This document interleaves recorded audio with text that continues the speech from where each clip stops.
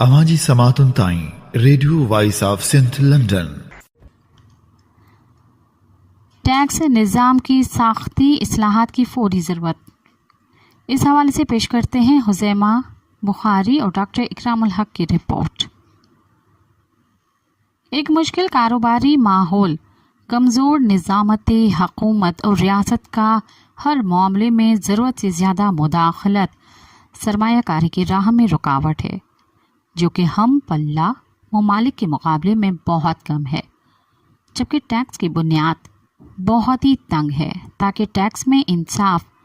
مالی استحکام اور پاکستان کی بڑی سماجی اور ترقیاتی اخراجات کی ضروریات کو پورا کیا جا سکے۔ ٹیکس محصولات کے حصول میں تبدیلی اور اضافہ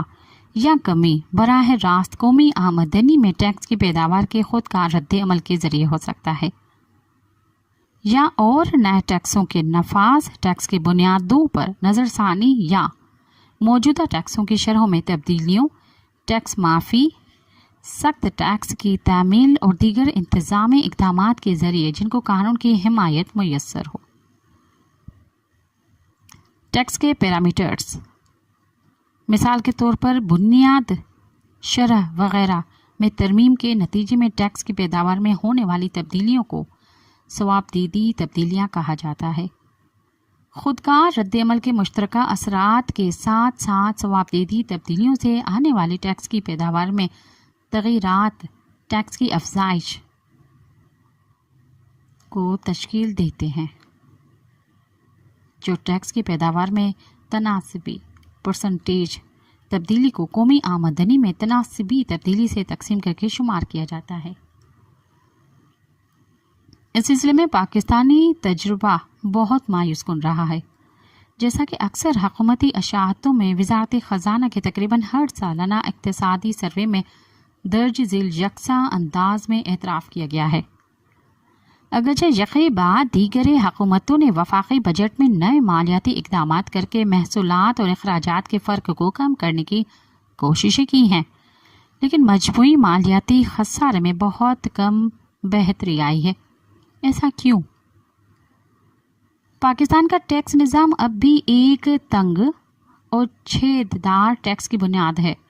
جس میں درآمدات سے متعلق ٹیکسوں پر زیادہ انحصار ایک طرف، زیادہ ٹیکس اور دوسری طرف ٹیکس میں رعایتیں اور چھوٹ اور کمزور ٹیکس انتظامیہ ہے۔ ان ساختی کمزوریوں کی مشترکہ اثر کے نتیجے میں ایک طرف ٹیکس سے جی ڈی پی کا کام اور جمود کا تناسب اور دوسری طرف ٹیکس کی لچک اور افزائش میں اضافہ ہوا۔ آمدنی اور اخراجات کے درمیان بڑھتے ہوئے فرق کو کم کرنے کے لیے تقریباً ہر وفاقی بجٹ میں متعدد ثوابدیدی اقدامات کیے جانے کے باوجود اس طرح کے ٹیکس نظام نے ماضی میں وسائل کو متحرک کرنے کی کوششوں کو شدید متاثر کیا ہے۔ پاکستان میں ٹیکس نظام کے لچکدار وصف کی عدم موجودگی یا کمزوری کی وجہ سے حکومت کو ہر سال ٹیکس کی شرحوں پر نظر ثانی کرنی پڑتی ہے تاکہ قومی آمدنی میں ٹیکس ریونیو کے تناسب کو بہتر کیا جا سکے، مگر ٹیکس کی بنیاد کو کشادہ کرنے اور منصفانہ بنانے کی طرف مناسب توجہ نہیں دی جاتی۔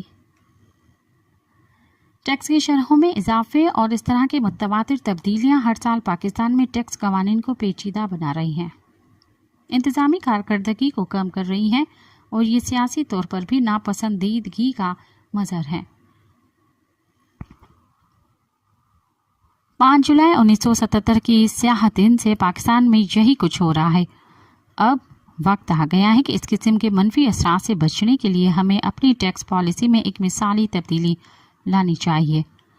لہٰذا ٹیکس کے ڈھانچے کو اثر نو ڈیزائن کیا جانا چاہیے تاکہ ٹیکس کے نظام کو معقول حد تک لچکدار کیا جا سکے۔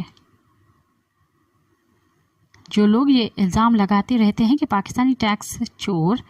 ہیں، انہیں یاد دلانا ضروری ہے کہ 1 جولائی 2024 سے پورے قابل ٹیکس آبادی اور یہاں تک کہ وہ لوگ جو ٹیکس قابل حد سے کم آمدنی یا کوئی بھی آمدنی نہیں رکھتے بطور postpaid, mobile, broadband internet صارفین ایڈوانس اور ایڈجسٹ انکم ٹیکس ادا کر رہے ہیں۔ 15% فائلرز کے طور پر اور 75% ان کی صورت میں جن کا ذکر انکم ٹیکس آرڈیننس مجریہ 2001 کے سیکشن بی 114 کے تحت جاری کیے گئے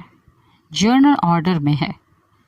ہمارے اقتدار میں موجود سیاستدان اور معاشی منتظمین اصل مجرم ہیں۔ انہوں نے ٹیکس پالیسی FPR کو سونپ دی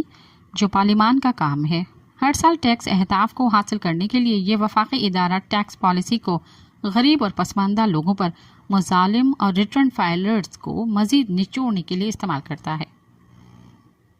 ریاست کو بڑھتی ہوئی متوازی معیشت، پیسے کی طاقت اور بدعنوان سیاسی انتظامی ڈھانچے کے خلاف ہم جنگ لڑنے کی ضرورت ہے۔ اگر ہم واقعی اپنے ٹیکس کی بنیاد کو وسیع کرنا چاہتے ہیں تو یہ جنگ طاقتور طبقوں سے شروع ہونی چاہیے جن کی اوپر نشاندہی کی گئی ہے۔ آوازی سماعتن تائیں ریڈیو وائس آف سنتھ لنڈن